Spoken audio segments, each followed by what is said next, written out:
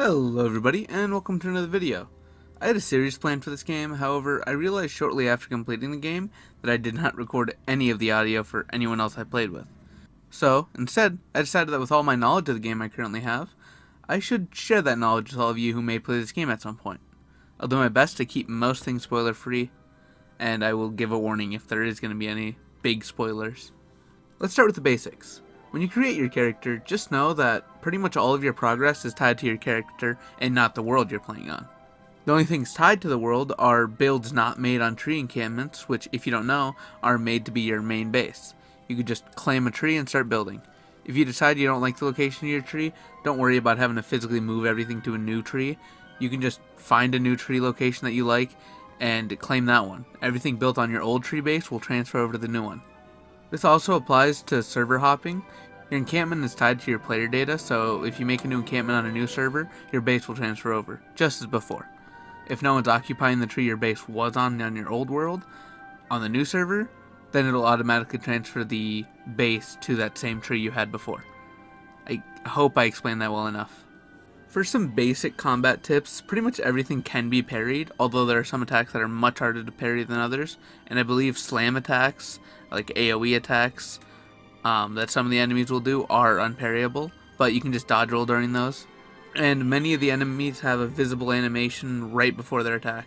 For example, all bees, wasps, and hornets will wiggle their stingers before attacking you, so they're very easy to parry and easy to beat when you get the timing down. A small tip is you can highlight players and points of interest on your map, such as like your base, NPCs, and they'll show up on the top compass.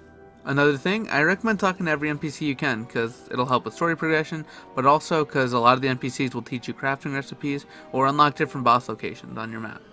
There are also certain NPCs that are faction leaders, however, as of right now, the system feels kind of useless because you need 1,000 contribution points in order to level their faction and unlock their tier 2 buff, and you barely get any points from the world events, up to like maybe 10 per world event. However, you can get a special armor set or special weapons from the faction leaders by trading in contribution points and the materials they list.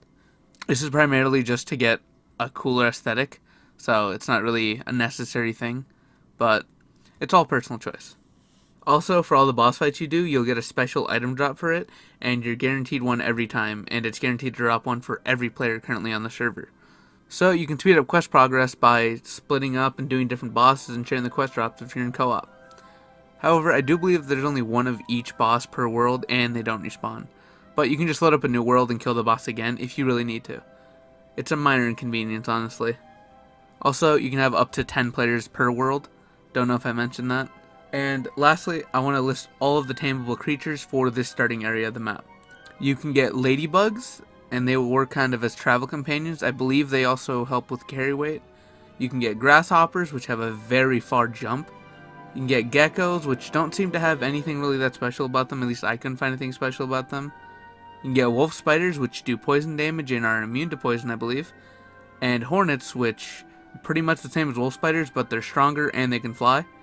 And damselflies, which I assumed would be faster, but according to my friend, are actually just way worse than hornets in every way. So, yeah. Now I'll be going into more spoiler territory and discuss the newer section of the map. So after completing the main quest by defeating all the bosses and gaining access to this new section, I keep wanting to call it the upper yard because of grounded, but that's just not what it is. You'll notice all the enemies are much higher level, but honestly it doesn't really feel like it makes much of a difference. You'll find new NPCs, but they're also hostile, and they'll attack on sight.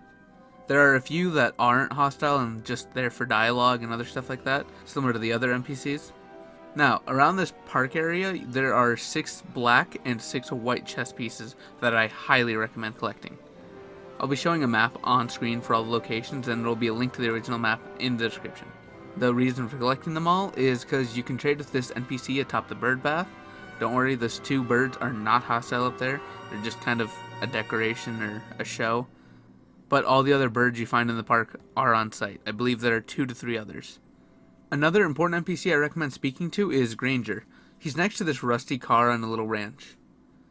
He'll request some items, bring them to him, and he'll request a scorpion trait, and then you can get probably what is the strongest weapon from him. Or I guess the ability to craft it. Aside from that, the NPC you trade chess pieces with will also offer you a bird for 500 hoots and an egg. You can get an egg from atop this playground set. The bird will attack you though, so if you're in co-op, have a friend draw aggro while you mine the nest and grab the egg. You can kill the bird, or you can just keep going up there, hitting it a bit, running away, and then just looping the bird pretty much. Although keep in mind the bird is very fast.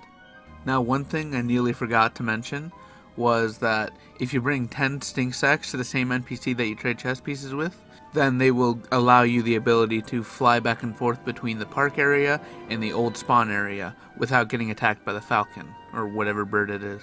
You can get stink sacks by just killing the stink bugs in the park area. Now, as for the hoots, it's a good bit of a grind. I recommend you head to this location, set a spawn there with a bed, and kill as many NPCs as you can. But don't go up to the tower. The enemies there have more health and are more of them, but they also just seem to be less efficient because of how much more health they have and how many more of them there are. They just die a lot more. I also recommend that you set a crafting table next to your spawn point or your bed, and make sure that you repair everything constantly, because it's free to repair when it's only taking a little bit of damage, and it's just a better way to save materials later on. You also need hoots to trade with this woman in the Scorpion Temple, and also Hearns will offer to reset your stat points for 200 hoots. Which I completely forgot to talk about this earlier. If you open up your inventory and press the right trigger, you are able to allocate stat points, and it'll boost your health, speed, stamina, all that. But yeah, just make sure you're doing that. I always forget to. Now, just to finish this section off, and the video, the only tameable creatures in this area are the scorpion and the blue-tip bird. But for the bird, obviously, you still need the 500 hoots and the egg, so it's not really taming, but you know what I mean.